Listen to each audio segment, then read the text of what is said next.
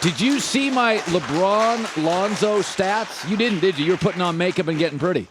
Throw those up on the board again. Let's go to the first 34. Are you trying to convince me or in the world that Lonzo is having a better rookie season than LeBron did? I am saying that outside of points, and we never thought Lonzo was a scorer, that LeBron came into the league and we were in awe. All I'm saying is I'm hearing numerous people say, trade Lonzo. And I'm like, no, time out. He left for 6 games. The locker room imploded. The team imploded. They got blown out at home. They were 1-5 in the previous 6 that he played But in, they too. were competitive with the Warriors. They were competitive. They didn't go lose at home to Charlotte by 30. Like, you don't think at this point Lonzo, because of all the negativity, is a tad underrated? Okay, I'll address what you said. I agree with a lot of what you're saying, but let's get it straight. LeBron came right out of high school. Averaged 20 points a game. Nobody's come close to doing that. Lonzo had 1 year of college, and guys have come in 1 year of college. Durant averaged 20 1 year out of, you know what I mean? So we've seen that. So, but where I do agree with you is that I would not call Lonzo underrated. But what I would say is if we did not know who his dad was. Right. We didn't know the name LaVar Ball. We just a regular NBA parent.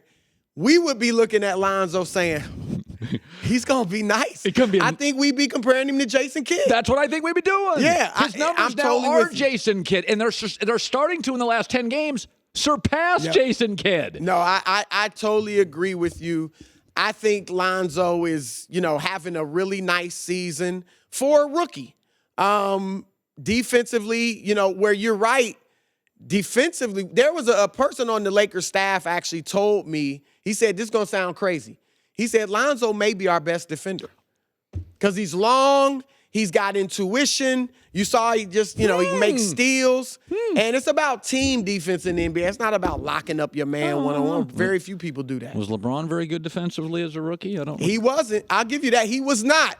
But he was better than Lonzo as a player. Okay, he was. I'm just saying. This happens in sports all the time. The noise of his father is creating these stories I read, just get Lonzo out of town. And I'm like, whoa. Yeah. Don't be stupid. Like, his dad's a loudmouth. Don't be an idiot. I will say this, though. You're very close to the LeBron camp. I got to be honest. LaVar ain't helping that LeBron-Laker thing. Look, if LeBron is strongly considering the Lakers, they have to understand LaVar would be a deterrent. No question. Now, I haven't been told that by LeBron or anything, but I'm just saying, common sense would tell you LeBron James is not trying to go into all of that mess in the twilight of his career when all he wants to do is win. Like, come on. So the Lakers have to deal with that. And I'll tell you this. I think the only person who may be able to calm down LaVar is Lonzo.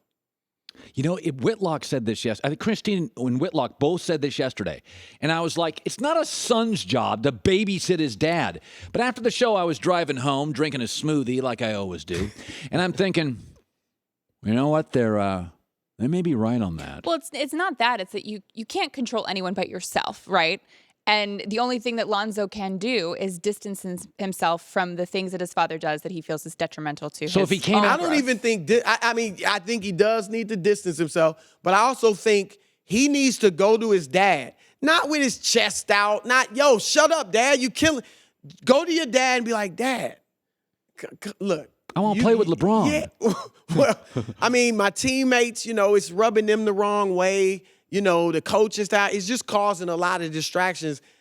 You got to tone it down. But LaVar's not going to listen to that. Why not? It's your freaking son. I If know. I went to my dad, I had an authoritative dad too. Yeah. Not like LaVar Ball, but I had an authoritative dad. But when I got to college, I became my own man. Right. And I had disagreements with my father. Yeah. You realize your parents aren't perfect. Right. And so you can go talk to them. Again, you're not yelling at them, but you go to them respectfully and be like, as a loving son. Look, LaVar, I'm not saying it would work. Yeah. I'm just saying I think that's the only thing that might work. Yeah. Magic Johnson meeting with him, It's not working. yelling at him. It's not working. It's not going to work. You don't want to get in a back and forth with LaVar if you're Magic. Here's my thing. This is why I say you don't do it. It's not going to work. But at least then Lonzo can say, hey, he gives the optics, I've separated from my dad. And because I thought about this yesterday, LaVar's not going to change. It's not. This is what I argued yesterday on Speak for Yourself. It's not. Loudmouths are loudmouths. There's never been in world history, you've never had a loud 42-year-old became a mute at 44. It doesn't work that way, right?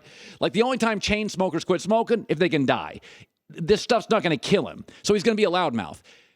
But if Lonzo went and just said publicly, my dad says what he says. I don't believe what my dad says. I love my coach.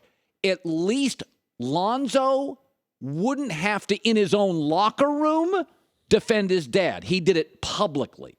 And Whitlock said that, and I was like, yeah, that kind of makes sense. Yeah, I mean, I don't think Lonzo wants to get into he needs to distance himself from what his dad is saying, but I don't think he wants to do it in a way, which I get, in a way that makes it look like or really creates real beef. Yes. With your father. Right. Who you love, Listen, you know. father, but that's dad. why I think go to him privately. Look, LaVar is a different animal. I mean, he might not listen, but I would think if here's the thing too, Lonzo's the one making the money. No kidding. I'm 20 years old now. I'm making the millions. Again, not yelling, not demanding, but Dad, come on. I would think a parent. Listen, my dad and I had one of listen to those. that. We had an ugly one. I didn't like one of his wives. Oh, wow. Yeah, he had but more you went swimming? Yeah, it was bad. I had some, Yeah. Dad-son relationships. Sometimes you at certain point you have to become a man. And I've had people tell me around the league, for Lonzo to be the leader of that team, his teammates are gonna have to stop looking at him as just his father's boy. Yeah. And you're gonna have to be your own man. By the way, I saw this stat. It's interesting. This season, the Thunder, this is quite a record, are 9-1. Now, that's hard to do, right? 9-1, win that 9 out of 10.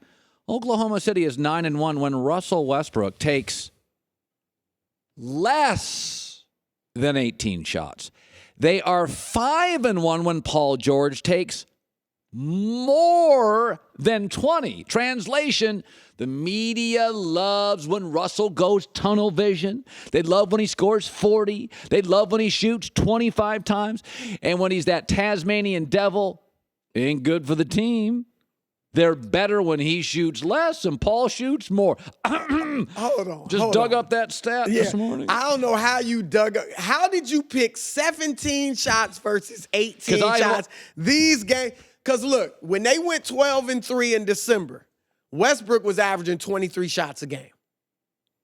When they went 12-3 in December. He tried early in the season. I'm not shooting a lot. Let me get it to Melo. Let me get it to Paul.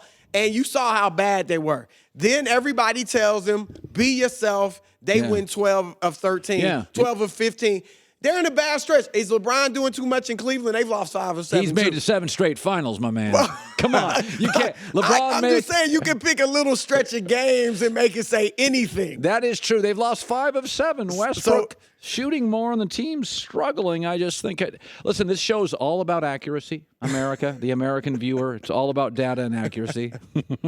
And me winning arguments. That's all this show is about. Thanks for watching. Subscribe here to get the latest from the show. Also, be sure to check out more of the best clips from The Herd or go watch a few segments from our other shows on FS1.